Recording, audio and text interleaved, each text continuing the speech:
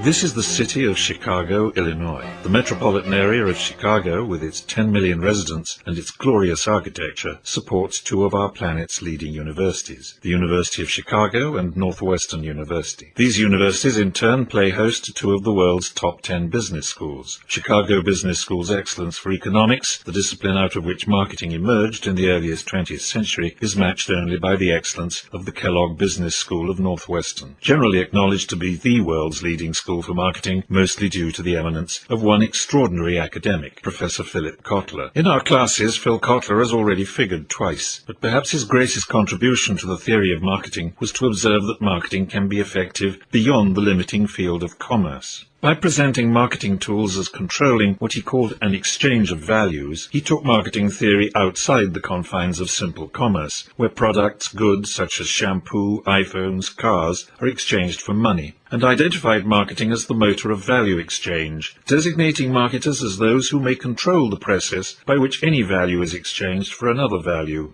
Contexts for career marketers' engagement in exchanges of values, to flow directly from Kotler's observations, have been politics, charities, and other not-for-profit ventures, which had prior to the 1960s not been widely recognized as providing remunerative careers for marketers. We are a more successful profession, wider recognized for what we can achieve, and richer for Philip Kotler.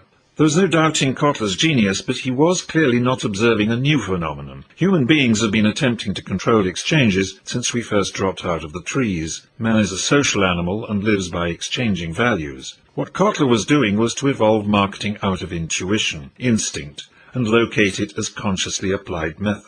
Even this was not as original as it seemed in 1960s Chicago, and not as original as it still seems to scholars today. Indeed, had the lens of economic scholars been focused just 300 miles away, they would have found that another city had been playing host for over 100 years to a practical experiment, a hugely successful experiment in leading people out of the darkness of marketing intuition into the light of consciously applied marketing method. Let's ride the interstate as I first did many years ago from Chicago to Cincinnati. Close to the waterfront of the mighty Ohio River squat the massive Twin Towers, which house the general offices of the Procter & Gamble Company. The river looks up at the towers, and the towers look down on the river as it flows downstream towards the Mississippi, New Orleans, and the distant Gulf of Mexico. If the Ohio River, as it winds around the Queen City, could talk, it would have an extraordinary tale to tell. A tale of a tiny family business which grew to become the world's biggest advertiser and leading marketer, a global giant, and rival to Kellogg as the most respected school of marketing on the planet. Let's get to know P&G better in our next class.